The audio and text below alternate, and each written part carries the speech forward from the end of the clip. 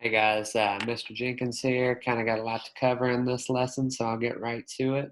This is 8.8, which is actually the last lesson of Chapter 8, but we're covering it prior to 8.6 because we're going to use some of the skills we learned in this lesson and that lesson. So for that reason, we are doing 8.8 first.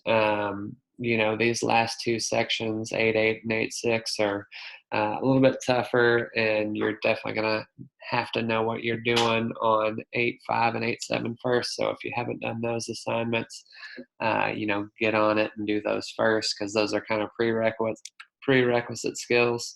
Anyways, we'll go ahead and get to it. Learning target is after this lesson, we'll be able to factor higher degree polynomials by grouping. So this is factoring keyword by grouping.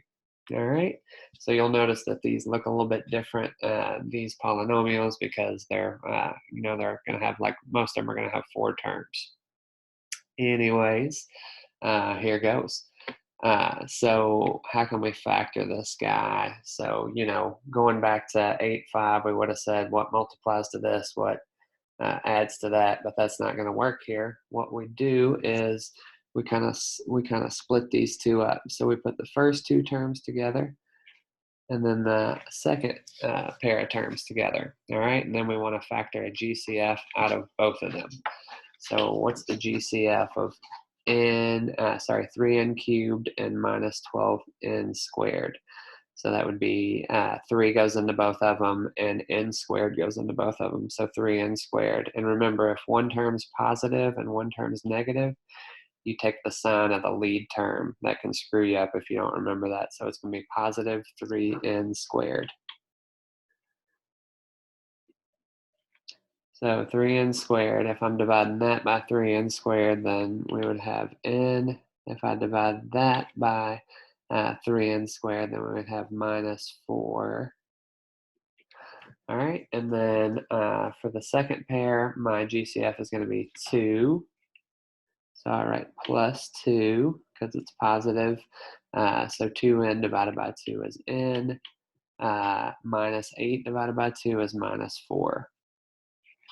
Now, you notice that these two repeat, right? So that has to happen. If that doesn't happen, then you've done something wrong. So sometimes that can be a sign error, or you didn't take out the right GCF, or you divided wrong, but you have to have this repeated thing. So remember, by the distributive property, the way we want to write this out is 3n squared plus 2 is one of my binomials, and then the other one is n minus 4. Okay, and then there's nothing else that you can really factor, so at this point we are finished. All right, so a little bit different look on these. For that reason, I'm going to work out at this point. So grouping these first 2, the GCF of this guy and this guy is going to be 2t squared, it looks like. So I'm going to write that as 2t squared times 4t plus 7. And remember, we want to see that again. So what can I factor out of these 2? It'd be 5. So plus 5. 20t divided by 5 is 4t. That's good. And then 35 divided by 5 is plus 7. That's good because we already had that 4t plus 7. So final answer here, the quantity 2t squared plus 5 times the quantity 4t plus 7.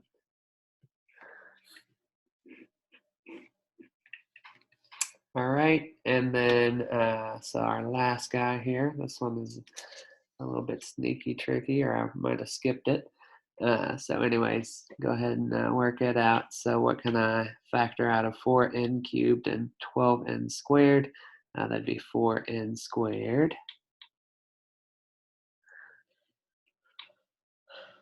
So that leaves me with n plus 3. Now here's a case where, notice this first term is negative, right? So my GCF is negative. So you might say, well, negative n and negative 3 don't have any common factors. That's true, but you have to factor out a -1 to make that lead term positive. And what else you'll notice happens is what happens here, I'm left with n plus 3, so we get that repeat. So that's going to give me 4n squared minus 1 times n plus 3. Now, you would have done all this right, and then you click this in Math Excel, and it's going to say wrong. You're not fully factored. So what we miss, like I said, this one's sneaky tough. So this is where you got to be good. And notice that this is actually a difference of two squares. 4n squared is a perfect square, and 1 is a perfect square. So this is one of those that factors out to a plus b times a minus b. So remember, that's a difference of squares, which is one of our shortcut problems from 8-7. So those factor out into a plus b times a minus b. So in this case, this guy would factor out to 2n plus 1 times 2n minus 1.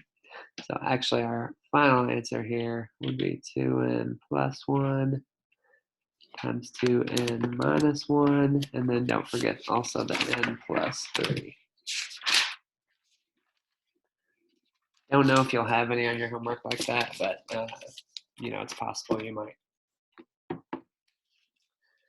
So looking at the next couple, I'm going to show you a couple ways that you can do this.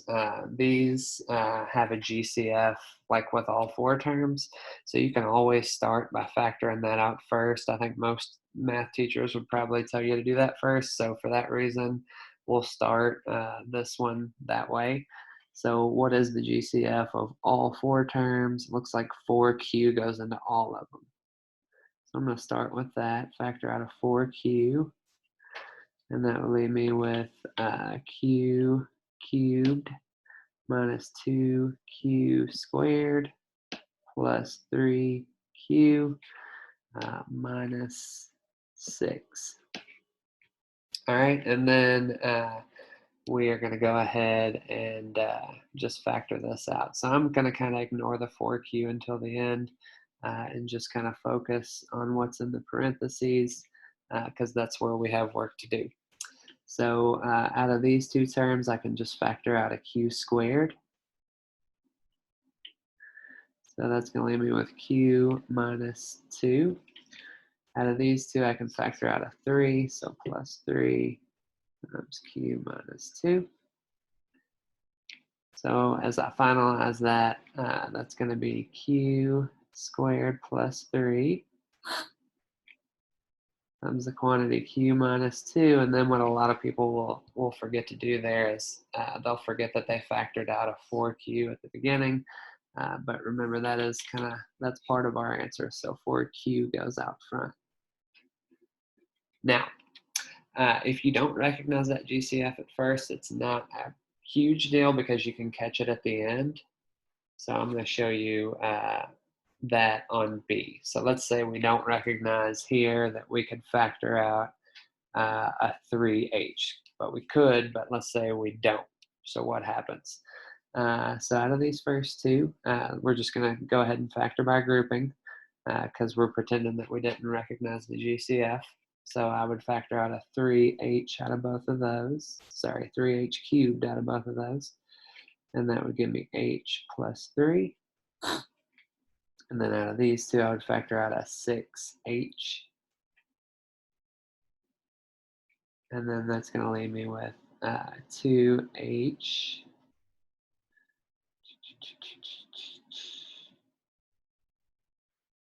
plus 3. So maybe it won't work. Let's see what I do wrong there.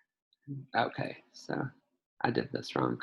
So when I did this first part, this divided by 3h cubed would actually be 2h. So that was my mistake. So anyways, this would also give me 2h plus 3. So to talk you back through that. So when I factored out a 3h cubed, that was actually 2h plus 3. So that was my mistake. And when I factor a 6h out of these, I also get 2h plus 3. Anyways, so that gives me the quantity 3h to the third plus 6h times the quantity 2h plus 3. Now, again, MathXL will count this answer wrong because it's not fully factored, but we're still in pretty good shape. We're still only one step away. All we have to do is recognize, oh yeah, these two have a common factor, so I need to factor out a GCF and then I'm finished. So their GCF is 3h, which I said at the beginning, right? We could have factored that out at the beginning if you remember. And then so that divided by 3h is h squared. That divided by 3h is plus 2. And then we still have the 2h plus 3. So really on these, doesn't matter if you divide out the GCF first or last, but you can't have any common factors in your binomials.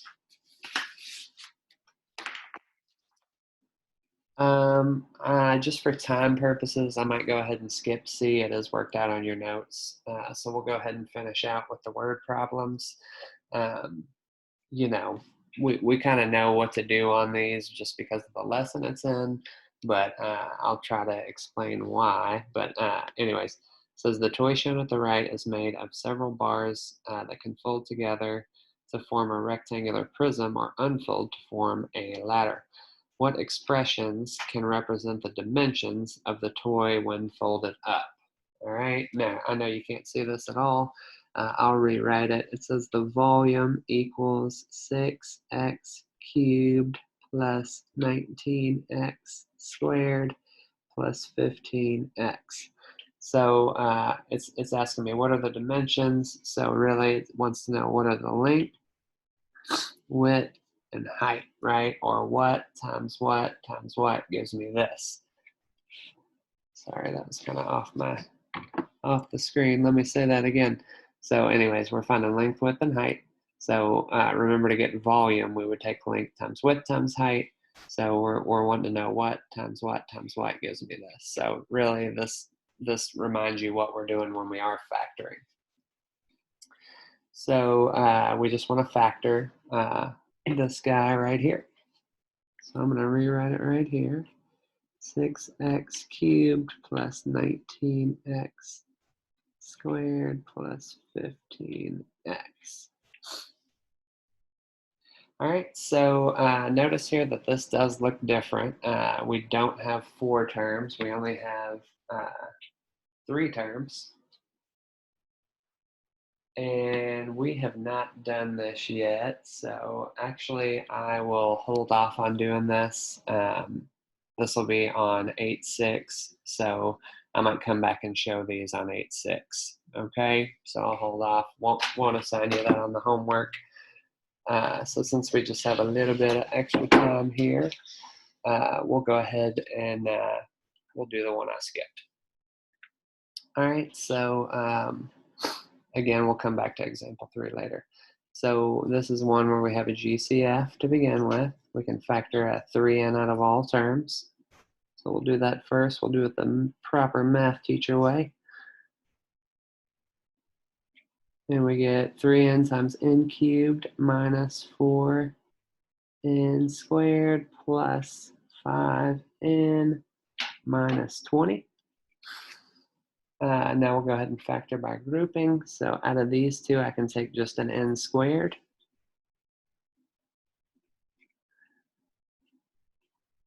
That would leave me with n minus 4. Out of these two, I can take a 5. And that leaves me with n minus 4. So what was in the parentheses factors out to n squared plus 5 times n minus 4. And remember our GCF at the end is part of our answer. So 3n goes there. All right, and sounds like my daughter just woke up, so I'll go ahead and stop there. And good luck. I'll have a Zoom meeting tomorrow if you need any help, which you probably will because this is a little difficult. So stick with it, work hard, and I appreciate it. Have a good one.